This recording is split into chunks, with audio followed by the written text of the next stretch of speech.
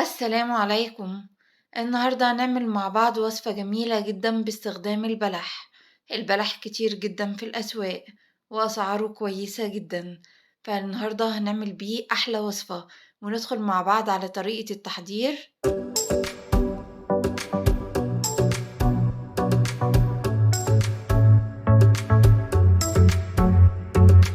نسمي الله.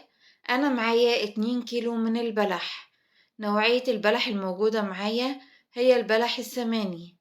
البلح السماني بيبقى جميل جدًا ومسكّر.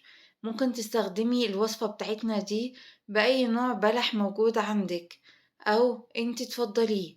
غسلت البلح كده تحت المَيّة الجارية لحد ما بقى زي الفل زي ما أنتم شايفينه معايا. في الوقت ده هاخد البلح بتاعي وهابدأ إن أنا أقشّره في طبق كده علشان أحط فيه القشر، وأبدأ إن أنا أشيل الجزء اللي فوقاني في البلحة، وأبدأ إن أنا أقشّرها كده بالسكينة. ما بتاخدش معايا أي وقت خالص. ممكن ما يت لو مش بتحبي تقشّريه بالسكينة، ممكن هتعمليه بالقشّارة زي ما تحبي. في الوقت ده هاخد كده كمان واحدة. طبعًا أنا هاعمله النهارده معاكم مربى. هتقولي لي مربى؟ مربى بلح؟ هاقول لِك إن شاء الله لو جربتيها هتحبيها جدًا. هي ممكن تكون مش معروفة بس جميلة جدًا. أتمنى إن أنتِ تجربيها إن شاء الله ولو حتى في كمية صغيرة، وإن شاء الله هتعجبِك جدًا. في الوقت ده البلح ما بيغيبش معايا خالص في التقشير.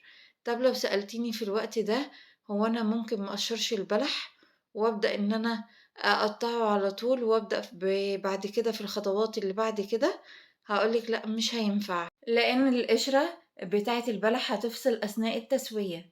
في الوقت ده أنا قشّرت معاكم كده كذا واحدة، وهابدأ معاكم كده في طريقة تقطيعها لحلقات. هاخد السكينة كده وهابدأ إن أنا ألفّها على البلحة، تبدأ الحلقة تطلع معايا بكل سهولة. وطبعًا هنطلّعها كده من النوايا بالشكل اللي أنتم شايفينه معايا ده. ما بتاخدش معايا أي وقت خالص. في الوقت ده كده أنا خلّصت الكمية كلّها، وده شكلها. هاجيب حلة وأبدأ إن أنا أنزل بحلقات البلح اللي أنا قطّعته، وهانزل دلوقتي بالسكر. كمية السكر اللي أنا هاحطها هي كيلو من السكر، يعني لكل كيلو واحد نُص كيلو من السكر. هابدأ إن أنا أقلّب كده حلقات البلح مع السكر زي ما أنتم شايفينه كده معايا. وهاسيبه كده لمدة ساعتين، وبعد ساعتين هاحطه على النار. وده كان شكله أول ما المَيّة بتسخن عليه، بيبدأ البلح كده يكرمل وبيبقى بالشكل اللي انتوا شايفينه ده. هابدأ إن أنا أحط الإضافات بتاعتي، وهي معايا 100 جرام من السوداني المحمص. هابدأ إن أنا أضيفه على حلقات البلح، وكمان معايا قشر برتقانة كبيرة. وطبعًا البرتقان الموجود دلوقتي في الأسواق هو بيبقى أخضر شوية، فدي القشرة البرانية. في الوقت ده كمان هاحط كوباية من المَيّة، كوباية بمَج الشاي العادي، يعني لكل كيلو من البلح نُص كوباية من المَيّة. وفي الوقت ده هاقلّب كده حلقات البلح بتاعتي مع المكونات اللي أنا حطيتها، وأغطّي عليها وأسيبها تستوي على نار هادية جدًا. ما بتاخدش معايا أي وقت خالص. وده شكلها بعد مرور تلت ساعة بالضبط. ده كان شكلها. اللهم بارك. البلح كده اتكرمل معايا وبقى جميل جدًا.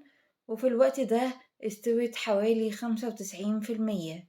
في الوقت ده أنا هاحط الليمون، والليمون بيعتبر مادة حفظ للمربى. هاحط كده عصير 3 ليمونات وسط، وممكن تستبدليهم بربع معلقة صغيرة من ملح الليمون، وما نحاولش نكتر في ملح الليمون أكتر من كده. يعني ربع معلقة صغيرة من ملح الليمون كافية جدا للكمية الموجودة معايا. في الوقت ده بالسباتولا كده وهبدأ إن أنا أقلب المربى كده مع عصير الليمون اللي أنا حطيته. في الوقت ده هبدأ إن أنا أغطي عليها وهسيبها حوالي 3 دقايق كمان تغلي شوية مع عصير الليمون اللي أنا حطيته. وده شكلها بعد ما نزلتها من على النار وبردت. في الوقت ده هابدأ إن أنا أعبيها في البرطمانات. وطبعًا لازم تكون البرطمانات اللي أنا أعبي فيها تكون متعقمة يعني غاسلينها بمَيّة سخنة وتكون ناشفة على الآخر، يعني نكون كده ما فيهاش ولا نقطة مَيّة، لإن لو فيها مَيّة المربى بتاعتنا هتفسد. كذلك المعلقة اللي أنا باعبّي بيها تكون جافة تمامًا ما فيهاش ولا نقطة مَيّة. وطبعًا هابدأ إن أنا أعبّي البرطمانات كده بدون أي فراغات، علشان المربى بتاعتي ما تفسدش، لأن الفراغات دي بتبقى فراغات هوا، فلازم نعبّيها كويس جدًا بدون أي فراغات.